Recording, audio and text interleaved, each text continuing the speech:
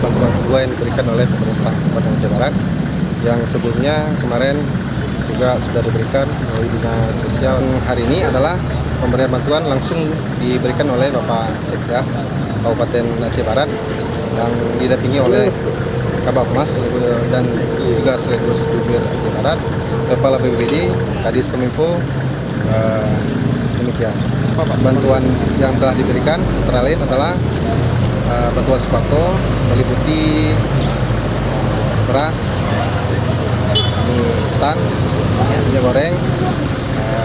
Juga tadi kita Bapak Sekda sendiri mendengar bahwa mereka kekurangan rusak alat, itu rusak alat gas, regulator. Juga Bapak Sekda juga tadi ada membawa barang tersebut dan alhamdulillah sudah dipasang di kapal tersebut. Insya Allah mereka bisa melaksanakan kegiatan masak-masak.